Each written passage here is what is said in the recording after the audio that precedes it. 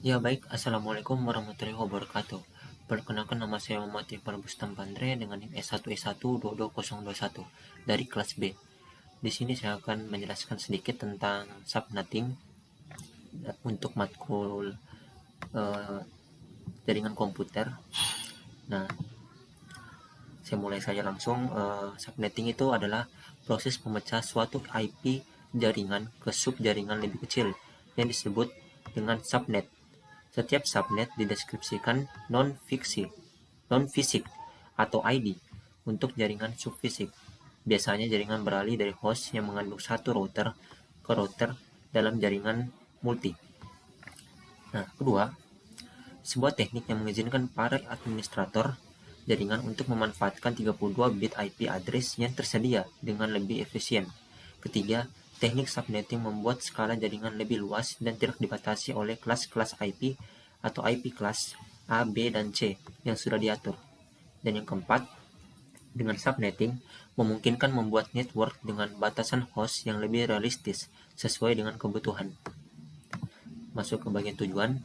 Tujuan dari subnetting ini untuk membatasi ruang lingkup lalu lintas siaran, untuk menerapkan keamanan jaringan tindakan, untuk memisahkan segmen jaringan berdasarkan fungsi, dan untuk membantu dalam menyelesaikan masalah kemacetan jaringan. Yang kedua, subnetting dibuat untuk memudahkan administrator jaringan memantau sistem, termaksud memanajemen sub-sub jaringan yang ada. Yang ketiga, subnetting dibuat untuk melakukan kebijakan akses user di suatu jaringan. Jadi guna dari subnetting ini untuk mengatur atau membatasi kebijakan akses user di suatu jaringan ya. Contoh itu seperti ini. Kita masuk ke subnet mask. Subnet mask itu digunakan untuk membaca bagaimana kita membagi jalan dan gang atau membagi network dan hostnya. Address mana saja yang berfungsi sebagai subnet, mana yang host, dan mana yang broadcast. Semua itu bisa diketahui dari subnet masknya. Subnet mask default untuk masing-masing kelas IP address adalah sebagai berikut. Nah, untuk range octet yang pertama dari 1 sampai 127, subnet mask defaultnya itu 255.0.0.0. Terus private addressnya itu yang ini. Terus yang kalau octetnya dari 128 sampai 191, subnet masknya itu ini 255 255.255.0.0. Kalau range octetnya itu 192 sampai 223, berarti subnet masknya itu 255.255.255.0. Oke. Masuk ke perhitungan subnetting. Nah, untuk perhitungan subnetting bisa dilakukan dengan dua cara, yaitu dengan cara binary yang relatif lambat dan cara khusus yang lebih cepat. Pada hakikatnya, semua pertanyaan tentang subnetting akan berkisar di 4 masalah, yaitu jumlah subnet, jumlah host per subnet, blok subnet, dan alamat host broadcast.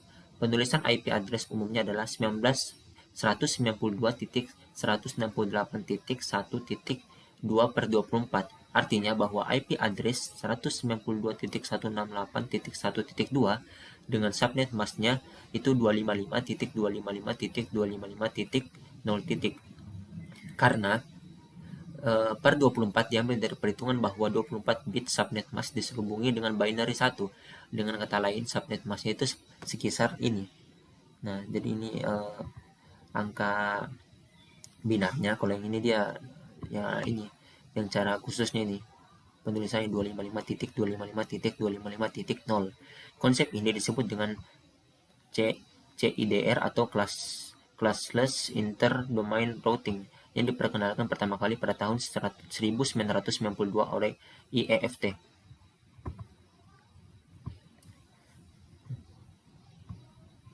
Oke, masuk lagi ke permasalahan ini. Subnetting pada IP address kelas C. Nah, network addressnya itu yang ini 192.168.1.0/26. Pertanyaannya itu jumlah subnet, jumlah host per subnet, blok subnet, dan alamat host dan broadcast yang valid. Nah, analisis 192.168.1.0 berarti kelas C dengan subnet 255.255.255.192. Nah, untuk net itu jumlah subnet itu rumusnya itu 2 pangkat X, yang dimana X adalah banyaknya binary 1 pada oktet terakhir subnet masknya, 2 oktet terakhir untuk kelas B dan 3 oktet terakhir untuk kelas A. Nah, jadi jumlah subnetnya itu adalah 2 pangkat 2 karena satunya itu ada 2 di oktet terakhirnya. Jadi 2 pangkat 2 adalah 4 subnet. Masuk lagi ke jumlah host per subnet, yaitu rumusnya 2 pangkat Y dikurang 2, yang dimana Y adalah banyaknya binary 0 pada oktet terakhir. Jadi jumlah hostnya itu 2 pangkat 6 dikurang 2 sama dengan 62. Ini dia. 0 itu ada 6. 1, 2, 3, 4, 5, 6. Jadi 2 pangkat 6 dikurang 2 sama dengan 62 host.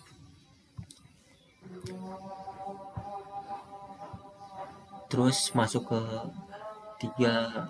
bagian 3, blok subnet sama dengan IP max dikurang nilai oktet terakhir subnet mask.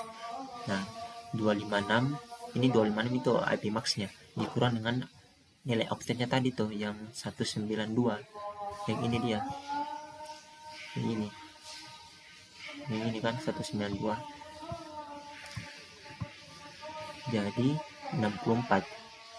Maaf ya karena bahasa jadinya harus kecil. Nah, lanjut subnet berikutnya adalah 64 tambah 64 sama dengan 128 dan 128 tambah 64 sama dengan 192. Jadi subnet lengkapnya adalah 0, 64, 128 dan 192. Seperti itu. 4 broadcast yang valid, kita langsung buat tabelnya. Sebagai catatan, host pertama adalah 1 angka setelah network dan broadcast adalah 1 angka sebelum subnet berikutnya. Tabelnya itu seperti ini. Oke, kita lanjut saja. Nah, mungkin kita bisa menjawab satu pertanyaan saja dulu, karena ada 3 pertanyaan, jadi ya satu pertanyaan saja. Untuk yang soal yang pertama, soal menanyakan subnet mask dengan persyaratan jumlah host atau subnet. Nah, soal ini dalam bahasa Inggris, tapi intinya itu sebuah jaringan itu memerlukan subnet itu memerlukan maksimal 27 host, di mana subnet masknya itu memerlukan host dan angka yang paling kecil itu di angka yang paling kecil itu di setiap subnet itu apa. Nah, jawabannya itu kebutuhan hostnya itu kan 27, dan rumus untuk mencari hostnya itu 2 pangkat Y dikurang 2. Nah, jadi 2 pangkat Y sama dengan 27. Disaring angka Y-nya, didapatlah itu Y-nya itu sama dengan 5, 30 host. Jika disusun subnet masknya itu menjadi seperti ini, 255.255.224. Ya, seperti itu. Oke, mungkin itu saja dari saya. Ya, mungkin itu saja dari saya.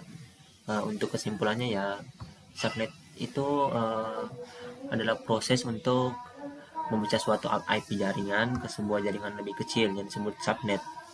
Nah, setiap subnet itu dideskripsikan non-fisik. Untuk jaringan subfisik biasanya jaringan beralih dari host yang mengandung satu router ke router lainnya.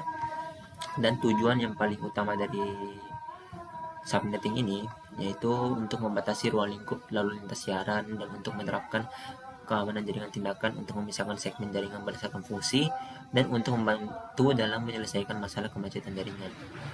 Kemacetan jaringan itu kalau nggak salah deadlock, kalau nggak salah namanya. Jadi masalah deadlock mungkin setahu saya. Nah, tapi ada juga yang satu lagi yang penting, ini dia. Sebenarnya semua penting, tapi ini yang saya dengar ini.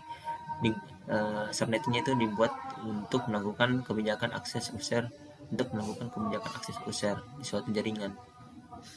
Dan itu memudahkan adminnya dalam memantau sistem, termasuk memanajemen sub-sub jaringan yang ada. Jadi gunanya subnetting itu sangat berguna untuk adminnya dalam memanajemen jaringan-jaringan yang ada. Ya, seperti itu saja. Ya, mungkin itu saja dari saya. Jika ada kesalahan dalam perkataan mohon dimaafkan. Wabillahi taufiq wal hidayah. Wassalamualaikum warahmatullahi wabarakatuh.